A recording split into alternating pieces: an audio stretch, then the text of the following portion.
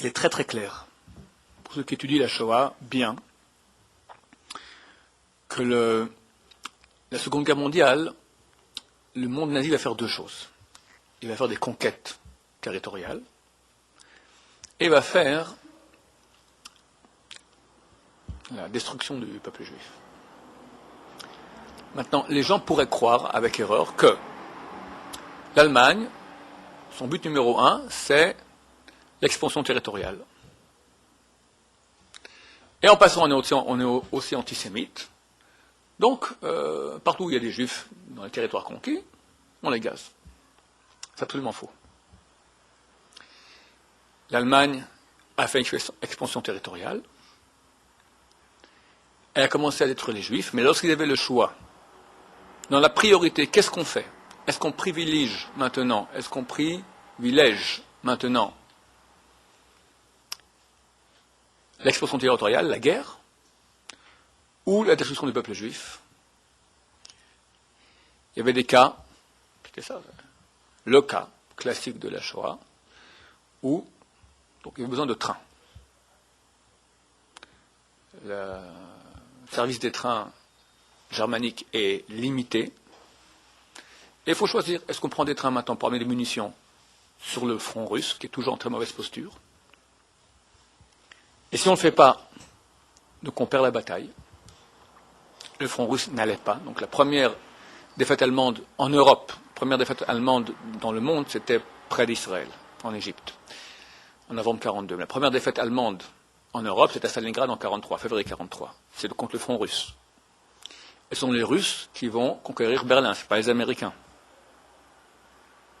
J'ai le choix maintenant. Est-ce que je prends des trains pour amener des munitions et des armements et du renfort sur le front russe, ou je prends maintenant 6 millions de juifs dans les camps? Himmler écrit, c'est simple, il n'y a aucune question. Et qu'on arrête de m'embêter, qu'on a besoin maintenant de trains pour amener la victoire sur le front, les juifs passent avant tout. Himmler, c'est le grand responsable de toute la destruction, directement sous Hitler.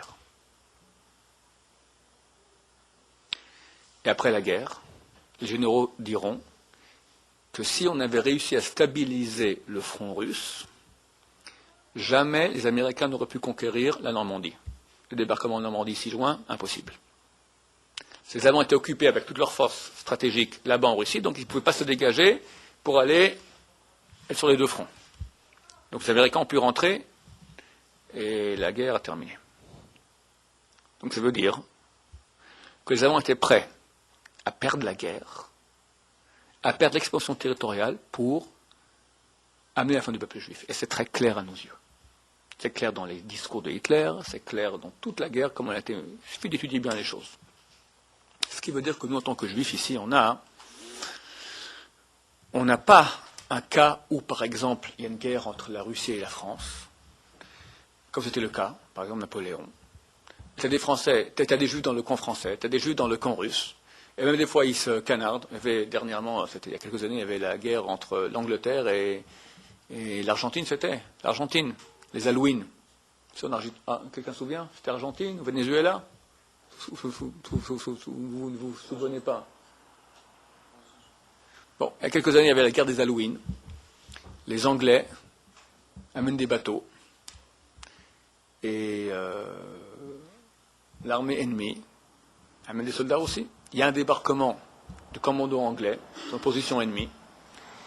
Ils viennent à l'arme blanche et un des soldats anglais lève son couteau pour égorger quelqu'un. Le type il dit Shema Israël. Tu entends ça? Il a lâché, il est parti. C'était un juif aussi.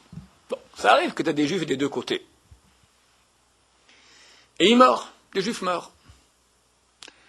Mais si maintenant je suis attrapé parce que je suis un soldat, en passant je suis juif, et puis il y a toujours des antisémites dans les armées, des Français et des Russes, et en passant, bon, alors c'est un juif, c'est une bonne occasion aussi de l'éliminer. Ok, ça fait partie de l'antisémitisme un peu habituel. Dans le cas du nazisme, c'est tout à fait différent. On passe de ce qu'il appelle Xerat Shmad. Xerat Shmad, il s'agit d'un décret d'anéantissement du peuple juif. C'est pas qu'en passant on veut tuer les juifs, c'est notre objectif. Et Allah dit que dans ces cas-là, Même si un juif nous demande, un goy nous demande maintenant de changer, par exemple, un lacet. Il y a une mode comment le juif porte le lacet. C'était à l'époque il y a 2000 ans. Il n'y a aucune halakha là-dessus. On doit se donner la mort plutôt que de mourir, plutôt que de transgresser cela. Parce qu'on se bat contre le peuple juif, contre la façon d'être juif. Raser la barbe. Raser la barbe. Pardon? L'étoile jaune, c'est pas une chose qui compte la Torah. Mais si on dit par exemple, raser la barbe. Pardon? Si, à l'époque, les juifs portaient un lacet de façon juive. Sur moderne, on dirait par exemple à quelqu'un, rase ta barbe. Enlève tes péotes. C'est pas obligatoire, la barbe. C'est pas obligatoire d'avoir des longues péotes, mais c'est un signe juif. C'est une mode juive. Si un goy vient en cas de non-xérat shmad, c'est pas un décret d'énergissement contre le peuple juif, il dit, aucun problème, tout de suite je le fais. Aucun problème, je me rase et je vis. Xérat shmad, je me donne la mort. Je les laisse me donner la mort. Des juifs qui étaient loin de la Torah, lorsqu'ils ont compris que la puissance nazie venait contre eux en tant que juifs, même si c'est des juifs très très très modérés, non religieux. C'est marqué, c'est terrible, c'est marqué dans Chazal. Le peuple juif se comparait à l'olive. Quand on la presse, elle donne son huile. L'huile, c'est ce qui donne la lumière. L'olive, c'est rien par rapport à l'huile. L'huile, c'est la grande qualité de l'olive. Quand on la presse, elle donne son huile. Le peuple juif, quand on le presse, il donne, il montre ce qu'il est. Et beaucoup de juifs, dans les camps, alors qu'ils étaient non religieux, étaient prêts à se donner la mort pour la religion. Il faut se jeter dans le bûcher de Shema Israël. Des gens non religieux, Shema Israël. Il y a un cas très connu. Il s'appelait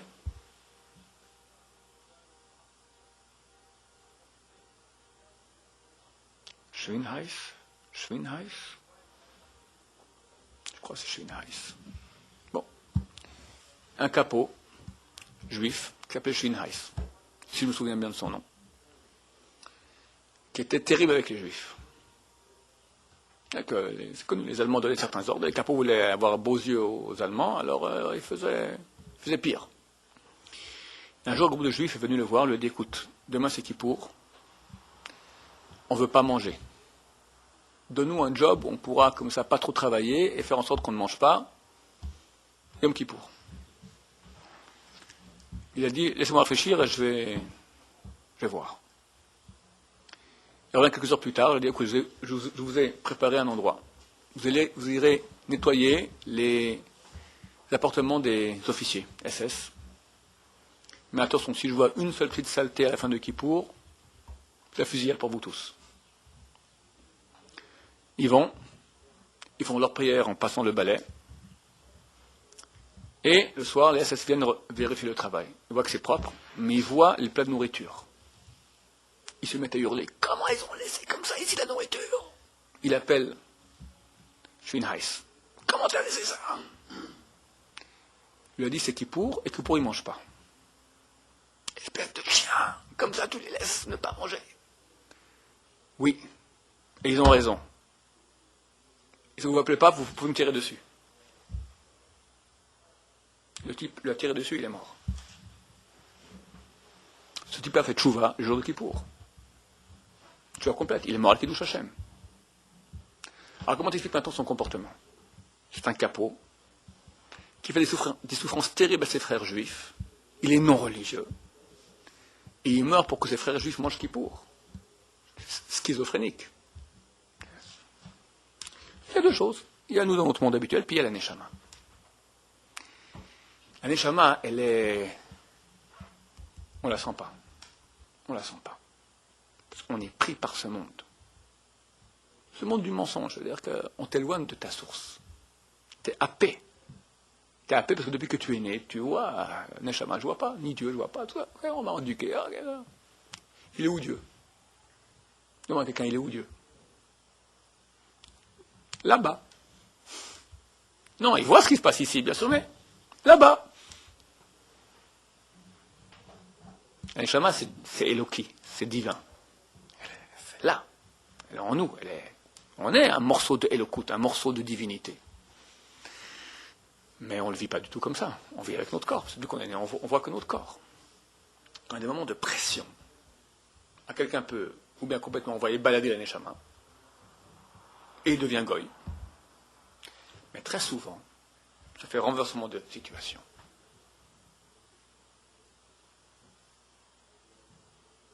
Un autre cas que j'ai souvent raconté ici. Il y a des livres entiers là-dessus, je n'ai pas le temps de les lire, mais une fois c'est un ami à mon fils qui l'a prêté, j'ai ouvert, j'ai lu cette histoire-là qui m'est restée marquée jusqu'à aujourd'hui, sûrement pour l'éternité. C'est un type religieux, je crois un chassid de Gour, qui arrive dans un des camps. Avant d'entrer dans les camps, on les fait passer par une piscine où il y a dedans un matériau désinfectant qui pique terriblement la peau. On le fait passer dans ce bain rouge, comme ça, déshabillé bien sûr, et ils rentrent là-dedans et ça leur bouffe la peau. Pour soi-disant désinfecter les juifs qui sont, comme on sait, porteurs de maladies terribles. Il est dans ce bain, et Louis se met à penser à Dieu. Il dit, Dieu, tu m'as tout pris. J'avais des biens, beaucoup de biens, je ne peux rien. J'avais une famille, une femme, des enfants, je ne peux rien. J'avais des habits, je suis tout nu. J'ai un corps, et là on est en train de me le bouffer. Qu'est-ce qu'il me reste? À ce moment, il dit, mais il me reste toi.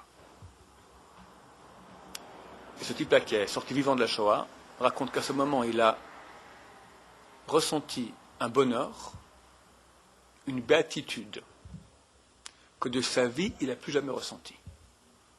Neshama. Pourquoi on ne sent pas la Neshama? Parce qu'on a autre chose. Tu as des biens, tu as une famille, tu as ton corps. Alors ça fait écran, et qu'on n'a plus rien. Là, se révèle la Neshama juive. Et c'est ça ce que les nazis n'arrivaient pas à comprendre. Qu'est-ce qu'ils voulaient faire de nous, les nazis? Des Untermensch, des sous-hommes. Qu'est-ce qu'on a souvent montré? Qu'est-ce que disaient les juifs dans les camps? Vous avez nos corps, mais pas nos âmes. Eux, ils ne comprennent pas un nazi qui représente quoi une âme. Il devient un animal. Ils voyaient un comportement d'ange. Souvent, pas toujours. Il y en a qui étaient vraiment animaux dans la Shoah, mais il y en a qui ont été des anges. Comment ça se fait?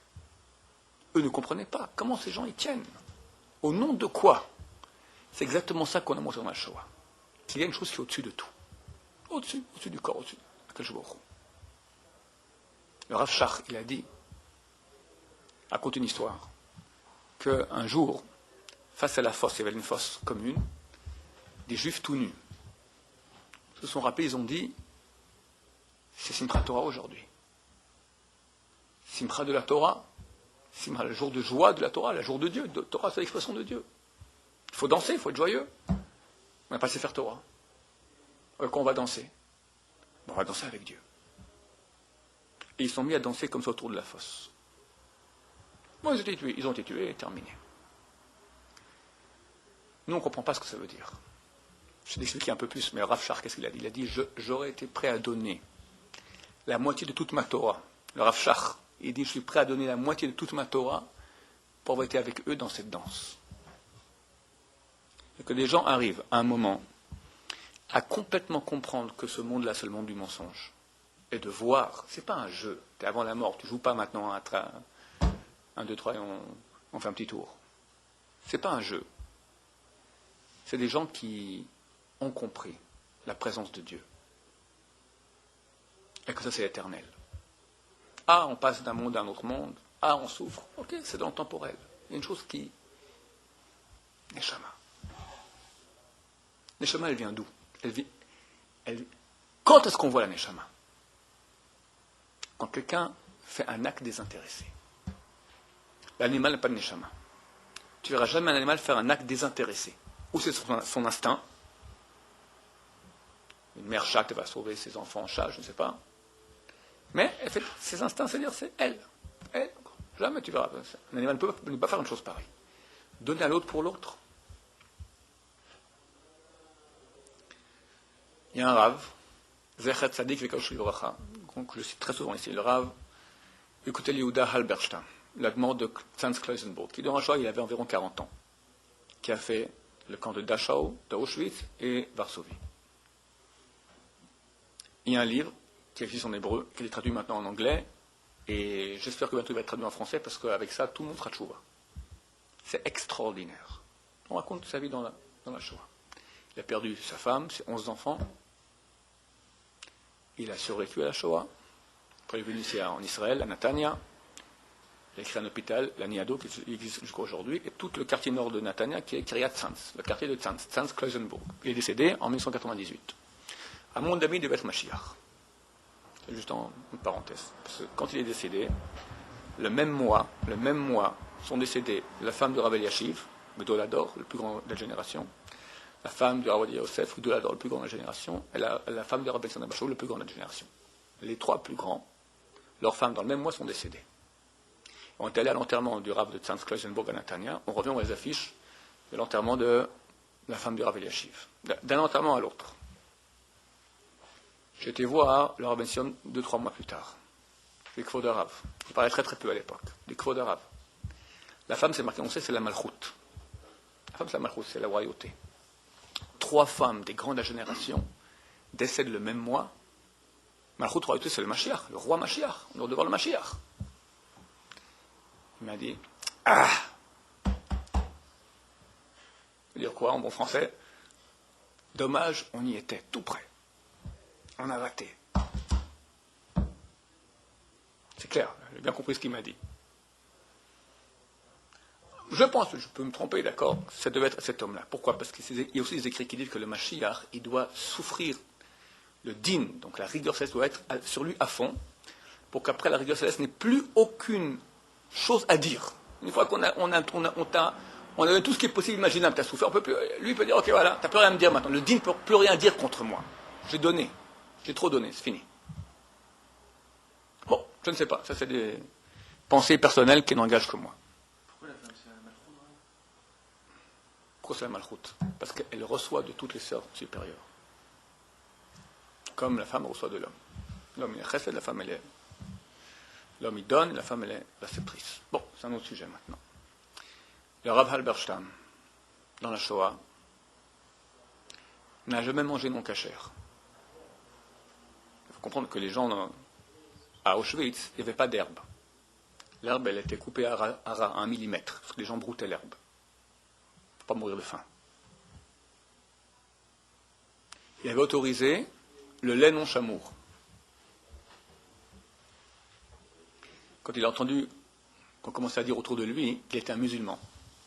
Musulman, c'est le terme dans les camps, quelqu'un qui commençait à maigrir trop au niveau des fesses, c'est le signe que dans 2-3 semaines, il est déjà mort. C'est le point de non-retour. Étant donné que les gens chuchotent autour de lui, il est mort, il est en train de... Voilà, il est musulman. C'est d'ailleurs pourquoi je continue à manger maintenant du lait non chameau. J'arrête. Et il survit. 1 semaine, 2 semaines, 3 semaines, 1 mois. C'est comme ça. Je continue toute la guerre. Il a fini la guerre en faisant la khoumra de ne pas boire du lait non chamour dans les camps. Un jour, on lui amène une boîte de conserve de confiture qu'on a vidée pour en faire de l'eau chaude, un thé. La boîte de conserve a été trempée au mikvé. Il pose la question. Je ne bois pas. C'est anormal. De quoi on parle maintenant? J'ai lu il y a 3 semaines. Dans un autre livre, pas sur lui. Mais ils ont raconté une histoire d'un témoin. Les nazis ont pris un morceau de pain, ils ont jeté comme ça dans un groupe de juifs. Alors, comment ça fait? Alors, comme quand tu jettes un morceau de pain dans l'eau, comment ça fait? Tous les poissons, comme ça. Tous les juifs, ils sautent sur le pain. Et le Hadmor, il saute comme tout le monde. Et il rampe dessous, il prend un morceau de pain et court, comme au rugby. Qu'est-ce qu'il fait avec ce morceau de pain? Il va donner à une vieille dame malade. Ça c'est Am Israël dans la Shoah. Ça c'est Neshama. Ça c'est montrer que je ne vais pas me faire prendre par le Olam Hazé du mensonge. On est au-dessus de ça. Et ces gens-là ont beaucoup mieux survécu. Il y a un bouquin qui a été écrit par un psychiatre non religieux, Viktor Frankl, qui était à Auschwitz. Il sort d'Auschwitz, 10 jours après il écrit ce livre-là. Je recommande la lecture. Ce n'est pas un livre juif de Torah, mais ça vaut la peine de lire. Ça s'appelle « Donner un sens à sa vie ». En sortant des camps, il s'est dans un champ, il s'est mis par terre en train de pleurer, il a commencé à dire le Tehillim. Un non-religieux. Dans son livre, il raconte ça. Dans les camps, il a compris. Il a dit que si quelqu'un donne un sens à sa vie, il a vu de façon, il passe au niveau clinique, d'accord, il a fait une étude psychiatrique clinique. il te dit que c'est clair, les gens qui avaient un sens dans leur vie, ils ont mieux survécu que les autres. Parce que, comme dit la Torah, l'homme ne vit pas que sur le pain et l'eau. Elle a montré sa pied Hachem, que sur ce qui sort de la bouche de Dieu. Ça, c'est Neshama, le souffle de Dieu. Le sens, c'est quoi, sens? Un animal, il a un sens. Un type qui mange, qui pense à sa vie comme manger, boire, profiter, il a un sens à sa vie. Il dit, pourquoi tu vis? Et pourquoi je vis? Il dit, oh, c'est quoi heureux?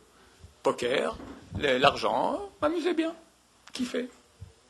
Pour ça, tu es venu sur Terre, laisse-moi tranquille, oulala, tu fais de la philo maintenant? Pourquoi tu es sur Terre? Quel est le sens de ta vie? Il y a un sens.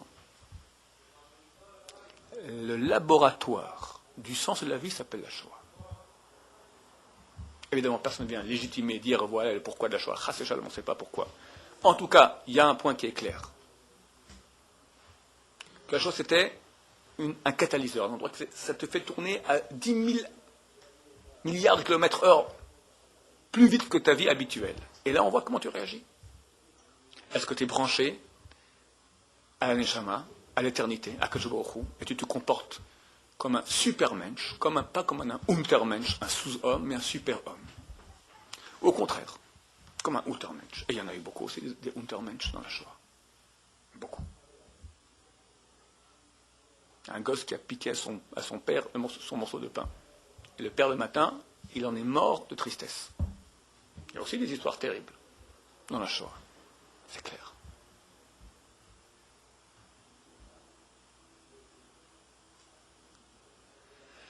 Quand quelqu'un est branché véritablement à Dieu, il n'y a pas de question. Au contraire, dans la Shoah, ils ont vu beaucoup mieux Dieu. Le Rav Shach, il dit que je près de la moitié de ma Torah pour être avec eux, c'est-à-dire que ces gens-là, ils ont dansé avec un jour où il y avait une réalité très claire, c'est ça, et on est avec Dieu. On voit Dieu.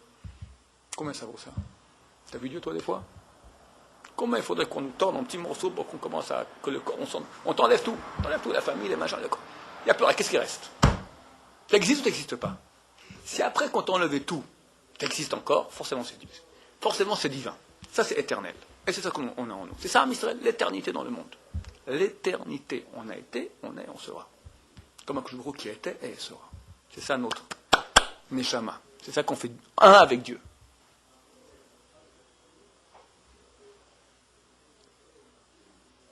Donc l'épreuve, et c'est le sol de toutes les épreuves, le secret de toutes les épreuves que quelqu'un a dans la vie, c'est un tremplin, c'est un catalyseur. Alors t'es où?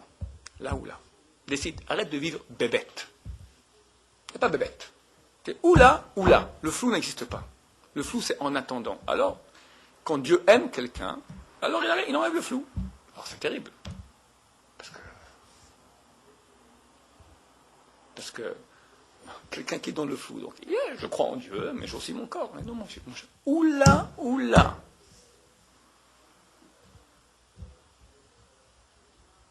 Pourquoi beaucoup de gens font tchouva quand ils souffrent? Quand tout va bien, je sens mon corps, tout va très bien. Rien ne me manque. Quand le corps ne va plus du tout, je dis, qu'est-ce qui se passe? Pourquoi je suis là? Quel est le sens de ma vie? Donc, si quelqu'un n'est pas guidé à ce moment-là, par des gens extérieurs, par son échama, alors il est misken. Quelqu'un qui est dans la souffrance et qui n'a pas Dieu, qu'est-ce qu'il a? Il n'a que le corps. Infernal. Alors des fois, tu fais encore plus fort. Pourquoi?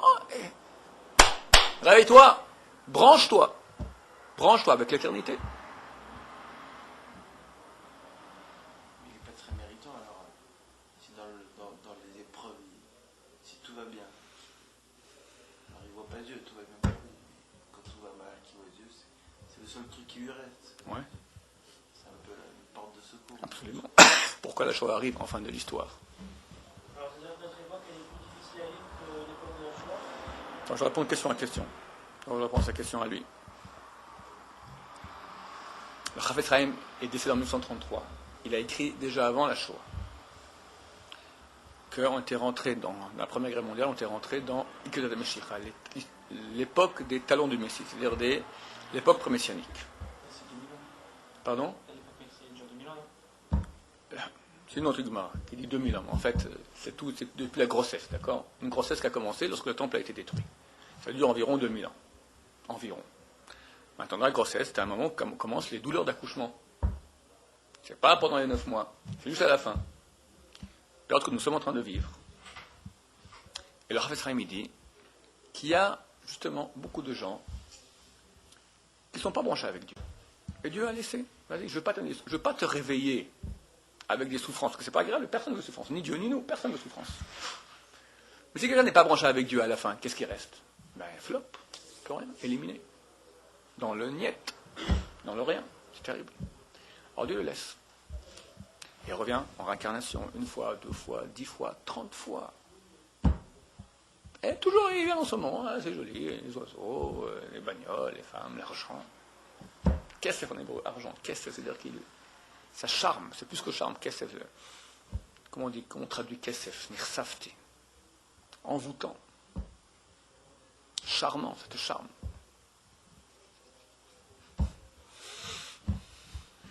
Hein? C'est un piège. À la fin, ma chère doit venir. Et si ce n'est pas maintenant, mon Dieu, c'est jamais. Qu'est-ce qu'on fait? Alors, les dettes s'accumulent pour la fin. Les dettes s'accumulent. C'est quoi les dettes? Je veux dire, on t'a laissé le temps, au maximum maintenant, où tu te branches, où il n'y a plus rien. Il y en a qui sont beaucoup qui n'est pas branché, mais la mort en elle-même, la souffrance aussi, la souffrance elle nettoie énormément aussi. Donc, c'est très dangereux, le terrain dans lequel je marche est très dangereux, je ne viens pas légitimer le pourquoi de la Shoah. Je dis juste que le Chafetz Chaim m'a dit qu'avant que ma chère vienne, il y aura des périodes extrêmement dures, parce qu'il est dettes de toute l'histoire qui s'accumulent, qui sont pour la fin. De plus, Dieu veut, comme je dis, te enlever le flou et voir à quel point, où es-tu. Alors, l'exemple que donne le Chafetz Chaim, c'est le suivant. Il dit c'est comme quelqu'un qui tend une corde. Et nous tous, on tient sur la corde. Et celui qui tient la corde, c'est qui? C'est que jour. Et il va commencer à la fin des temps, comme ça il dit le Chafetz Chaim, il va commencer à la secouer de toutes ses forces, la corde. Il faut tenir bon.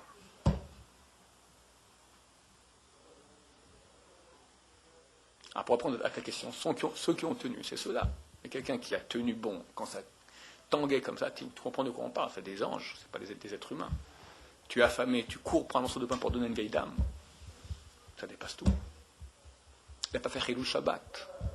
Les gens me disent, pourquoi moi Shabbat c'est dur, je suis tout seul à la maison, je m'ennuie. C'est dur de tenir 26 heures sans la télévision. Quand je serai marié, j'aurai une femme, une table, une bonne table. Et qui te parle maintenant? À Auschwitz, il faisait Shabbat. Il n'a jamais fait Chilul Shabbat de Horaïta, que des Rabbanan. C'est possible. Une marche forcée entre Varsovie jusqu'au camp de Dachau, si je me souviens bien. 120 km il devait faire. En plein été.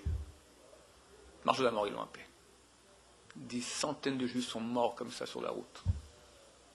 Lui marche pieds nus. Il tient ses chaussures à la main. Pourquoi? Tisha B'Av. Ou un Tisha B'Av. Et il récite les lamentations des Kinot par cœur.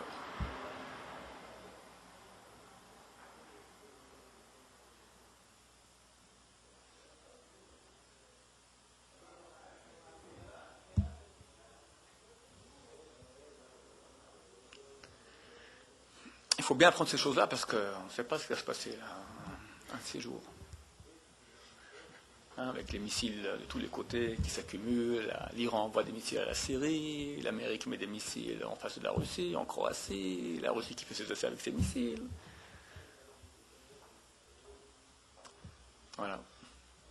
C'est marqué que la dernière phase de Gog ou Magog, la guerre de la fin des temps, elle va durer 12 minutes et demie. Là, tu as le missile en route. La moitié du monde est déjà sauté, tu sais, voilà, toi t'es le prochain. Ah, qu'est-ce qu'on fait là? À quoi on se branche? Vite, donnez-moi un abri anti-missile, un truc anti-atomique, quoi faire? Mon compte banque, au moins que je laisse à mes enfants quelque part. Qu'est-ce qu'on fait? Chérie, je serai avec toi dans la vie et la mort. Qu'est-ce qu'on fait? Ou bien, on se branche à l'éternité. Yem Hasheyeh, on ne sait pas ce qu'il y aura. Chada Mishael Azaria, il est où? On lui dit, ou on va trouver un animal, ou ce sera toi mon fils. Moi? Ok. Sur ça on dit, Avram Yagel, Avram était heureux, Yitzhak Yeranen, Yitzhak était content. Content d'aller mourir à Kiddush Hashem. C'est pas une chose facile. Ils ont compris que où je suis, là, ou dans l'éternité. C'est un très haut niveau. Mais quand quelqu'un vit comme ça, alors, toutes les méandres et les vagues et les douleurs de la vie, ça ne le touche pas. Au contraire, ça l'accroche encore plus à l'éternité. On demande que Dieu fasse faire chouva à son peuple sans qu'on lui donne cela. Sauf qu'aujourd'hui, le Yetzirah a compris cela, il a pris la main douce. Beaucoup plus de Juifs sont tombés par la main douce du Yetzirah que par la main dure du Yetzirah. Pendant 2000 ans, ils se sont battus contre nous, ils n'ont pas réussi. Aujourd'hui, ils vont avec les filles et ils réussissent. Terrible. Mais Dieu n'a pas oublié. On a droit quand même à, hélas, des centaines de morts chaque année. Shem Yirachem, que bientôt cette galoute terrible s'arrête et que Dieu dévoile ma chère Bémar Bemenou Amen.